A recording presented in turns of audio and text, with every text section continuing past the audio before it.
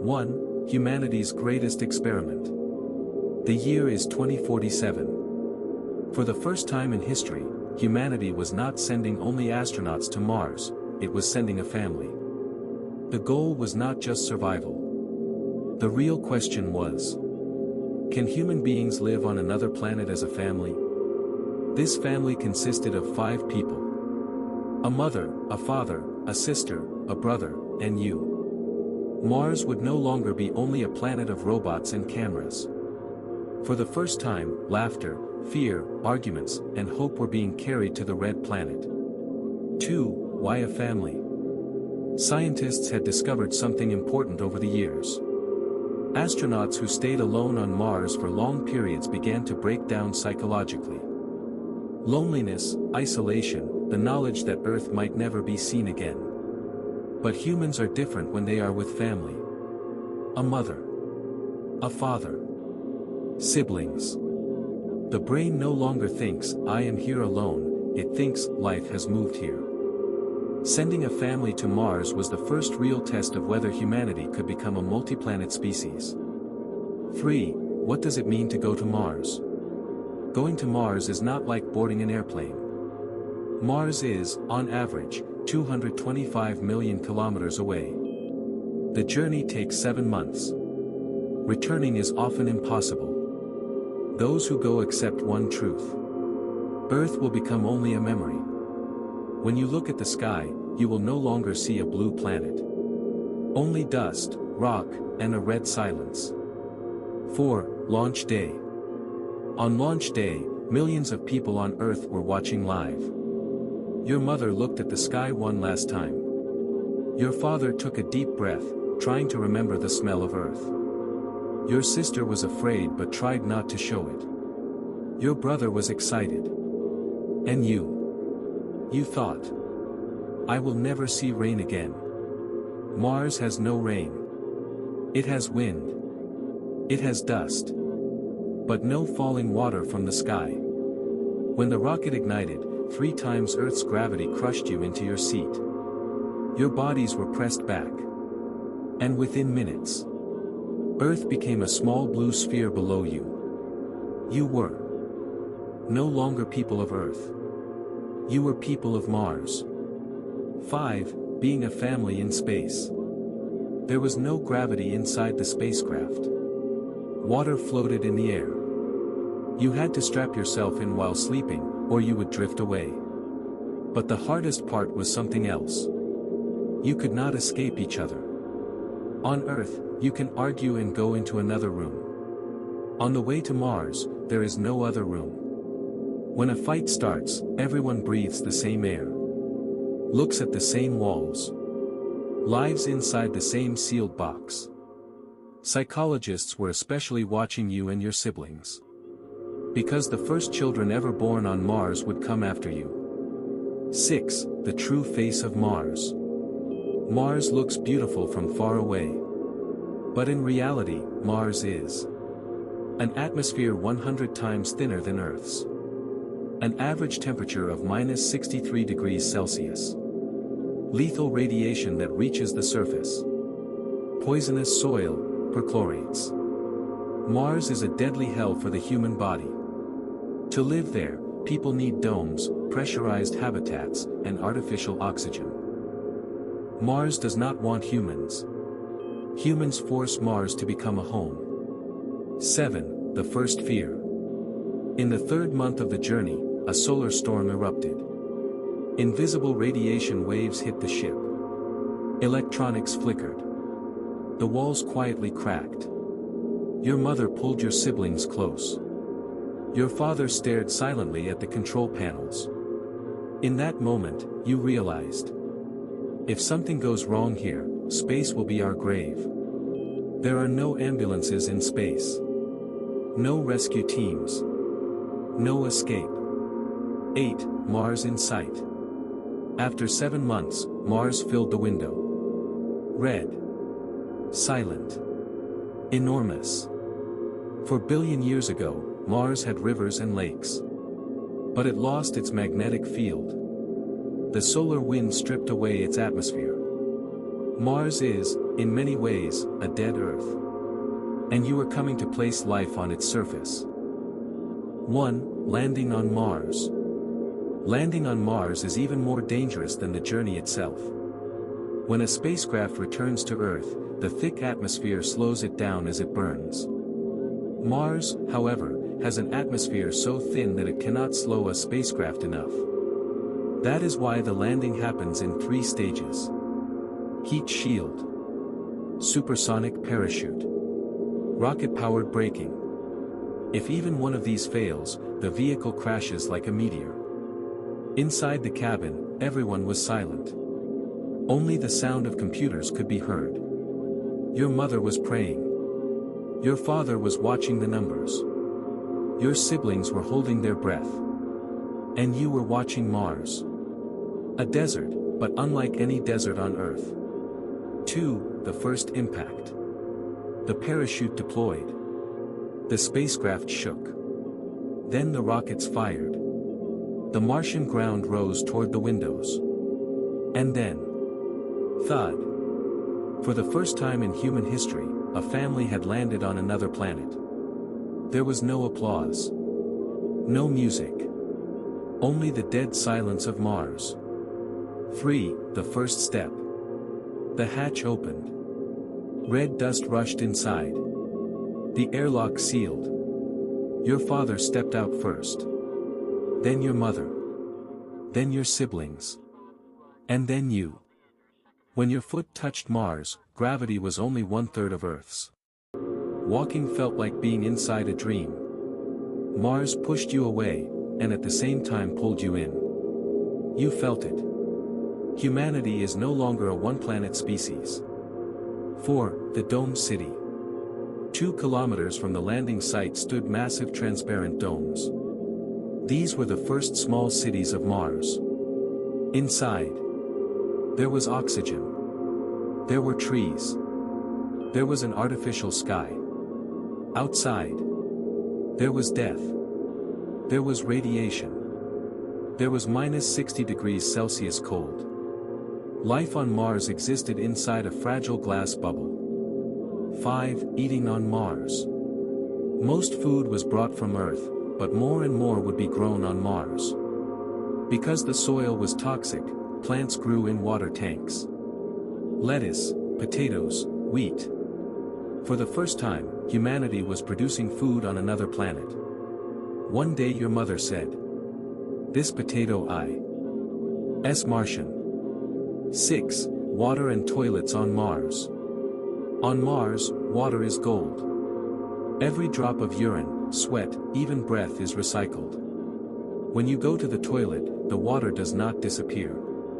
It is cleaned and returned as drinking water. Your father once said, "Every sip you drink here is water you've already used before." 7. The psychology of Mars. The greatest enemy on Mars is not lack of oxygen. It is loneliness. No clouds in the sky. No birds. Even the wind is silent. At night, Earth appears in the sky like a tiny blue star. And people cry. 8. The first major crisis. Day 46 on Mars. An alarm rang. The radiation shield outside the dome had been damaged. If it was not repaired within 6 hours, deadly cosmic radiation would flood inside. And the person chosen for the mission was you. 1. The suit. The suit was not clothing. It was a mini spaceship. Inside it, oxygen was circulating. Carbon dioxide was being filtered. Body temperature was controlled. Radiation was partially blocked. Without it, you would die on Mars in less than 30 seconds. Your mother touched your helmet. "Come back," she whispered. Your father looked into your eyes and said nothing. He didn't need to. 2. Stepping outside. The outer airlock opened. Mars was no longer behind glass. It was in front of you. The sky was dusty orange. The ground was broken red stone. The sun looked small, weak, and pale. The pressure inside your suit was the only thing keeping your blood from boiling. One crack. One mistake. And your body would turn into a vacuum. 3. The long walk. The radiation shield was 300 meters away. On Earth, that is nothing. On Mars, in a heavy suit, under deadly radiation. It felt like a journey across a world. Every step was slow. Every breath was loud. You could hear your own heart. 4. The silence of Mars. Mars is silent. No insects. No leaves. No animals. Only the sound of your suit. You realized something terrifying. This planet does not care if you live or die. Mars existed billions of years before you. And it will exist billions of years after. You were just a visitor made of fragile flesh. 5. The repair. The shield was cracked. Cosmic radiation was already leaking through. Your hands shook as you connected the cables. One mistake would expose the dome, and your family. You thought of your mother. Your father. Your sister. Your brother. And you worked. 6. The storm. Suddenly, the sky darkened. A dust storm was rising. On Mars, dust storms can cover the entire planet. The wind hit your suit. Visibility dropped. Your radio crackled. Come back. Now. But the repair was not finished. You had two choices. Leave, and let radiation slowly kill your family. Or stay, and risk dying on Mars. You stayed. 7. Victory. The final connection. Locked into place. The shield came back online. Radiation levels dropped. Inside the dome, your family was safe. But you were now trapped in the storm. 8. Lost on Mars. The wind erased your footprints. The dome was gone behind a wall of red dust. Your oxygen was limited. And Mars was everywhere. You were alone on another planet. 1. Oxygen. Your suit showed a red number. 32 minutes of oxygen remaining. On Earth, 32 minutes means half an hour. On Mars, it means the difference between life and becoming dust. The storm howled around you. Red sand struck your helmet like rain. You could no longer see the dome. Only Mars. 2. Voices in the storm. Your radio crackled. Your sister's voice came through, shaking. Don't stop talking. We can track your signal. Your brother was crying. Your father was shouting commands. Your mother was silent. That scared you the most. 3. The direction problem. Mars dust storms create static. Your GPS was confused. Your compass did not work properly. You were walking blind on an alien world. You stopped. Closed your eyes. And listened. Not to Mars. But to your breathing. Slow. Steady. Panic uses oxygen faster than fear. 4. The fall. A rock shifted under your boot. You fell. Your suit slammed into the ground. Pain exploded through your ribs. For a terrifying moment, you waited. If the suit had cracked, you would already be dead. But it held. Mars had tried to kill you. It failed. 5. A blue light. Through the red storm, you saw something impossible. A small blue light. The rescue rover. Your father was driving it. He had broken protocol. He had come for you. 6. The door. The rover reached you. The door opened. Arms pulled you inside. The storm was cut off by steel. Air filled your lungs. You were alive. 7. The embrace. Inside the rover, your mother grabbed you. She was crying. Not in fear. In relief. On Mars, every hug is a miracle. 8. What you learned. That day, you learned the truth about Mars. It is not evil. It is not cruel. It is simply indifferent. And survival on Mars does not depend on technology alone. It depends on family. Life on Mars did not feel heroic anymore. After the rescue, it became something far more difficult, ordinary. Days were no longer measured by danger but by routines. You woke up to artificial light instead of a sunrise. You brushed your teeth with recycled water. You ate plants that had never touched real soil. Outside the dome, Mars remained a frozen, hostile desert, but inside, a fragile version of Earth was slowly growing. The scientists called it a habitat. To you, it became something else, home. Your sister began studying through holographic classrooms connected to Earth. Your brother complained about the gravity, which made his muscles weaker and his bones lighter. Your parents took on their assigned roles. Your mother helped manage the biological systems that kept plants alive, while your father worked on the engineering side, keeping air, heat, and power flowing. You were assigned to maintenance training, learning how to repair things that could not be allowed to fail, because on Mars, broken systems meant dead people. Psychologically, Mars changed everyone. On Earth, your mind rests because it knows the world is safe. On Mars, every human lives with the quiet awareness that a thin wall of metal and glass is all that stands between them and instant death. Even laughter feels different when the air you breathe is borrowed from machines. Small arguments became larger. Small silences became heavy. People missed rain. They missed wind that carried the smell of trees. They missed hearing birds in the morning. And sometimes, they missed being able to walk outside without fear.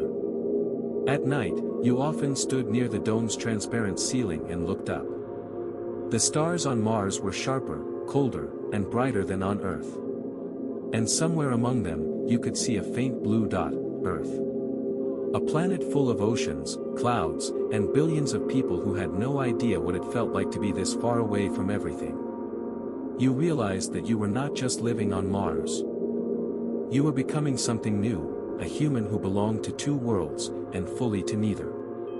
Slowly, Mars stopped feeling like a place you were trapped on and started feeling like a place you were growing into. Not because it was kind, but because you had learned how to survive it. And as your family sat together at the table, eating food grown under artificial light on an alien planet, one truth became clear: humanity had not just reached Mars. It had begun to live there. Time on Mars moved differently. There were no seasons, no familiar rhythms of Earth, only long, cold days marked by artificial sunrises and digital clocks. Weeks passed, then months. Your body adapted slowly to the lower gravity, your muscles weakened, your heart worked less, and your bones began to lose density. Every colonist exercised for hours each day, not for fitness, but to keep their skeletons from breaking. Even growing up felt different. Children on Mars would never be as strong as those on Earth, but they would be better adapted to another world. Earth began to feel distant, not just physically but emotionally. Video calls arrived with long delays. Messages from friends felt like echoes from another lifetime. When someone on Earth died, you did not find out immediately. Grief traveled through space slowly. Some people in the colony stopped checking Earth news altogether. They said it hurt less that way. Mars was becoming their reality, and Earth was becoming a memory. The first child was born on Mars 2 years after your arrival. The entire colony watched in silence as a human baby took its first breath on another planet. That moment changed everything. Until then, Mars had been a place humans visited.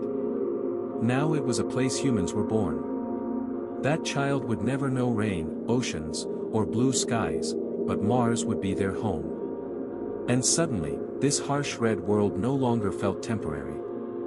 Your family changed too. Your parents grew older faster under the stress of survival. Your sister became quieter, more thoughtful, carrying questions no one could answer. Your brother became restless, longing for a planet he had barely known. And you found yourself somewhere in between, part of the old Earth, part of the new Mars, belonging fully to neither but responsible for both. Sometimes you wondered what history would say about you. Would you be remembered as pioneers? Or as the first people to lose their home forever? But then you would look around the dome, at growing plants, at laughing children, at families sitting together under an artificial sky, and you understood something important: humanity does not survive because the universe is kind. It survives because people choose to stay, to build, and to love, even on a dead planet. And Mars, silent and ancient, was slowly becoming alive again, not with rivers or forests, but with human hearts beating under its red sky.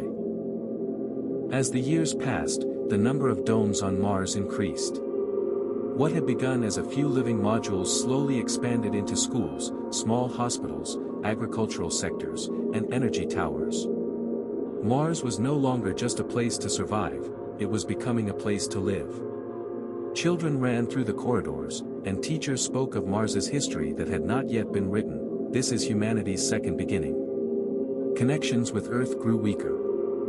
Messages were no longer just information, they were emotions sent between two different kinds of humans. While people on Earth looked at Mars as a red star in the sky, people on Mars looked at Earth as a small blue memory. Two planets, two cultures, two destinies were taking shape. As you grew older, Mars stopped feeling like a mission and became part of who you were. Your walk, your muscles, even the way you thought had adapted to Mars. If you ever returned to Earth, your body would struggle. That world would no longer truly be yours. You were becoming Martian. Your family felt it too. Your parents no longer thought of Earth as home. Your siblings dreamed about Mars, the cities being built, the universities that would open, the generations that would be born there. Humanity was no longer just living on another planet, it was building a new civilization. One day, standing beneath the dome and looking out at the red horizon, you realized something: Earth was humanity's cradle, but no one stays in a cradle forever. Mars was humanity's first step forward. And being one of the ones who took that step was both terrifying and an honor. And on the silent red planet, humanity was being born again. This family's journey on Mars is not over yet. Subscribe so you don't miss what comes next.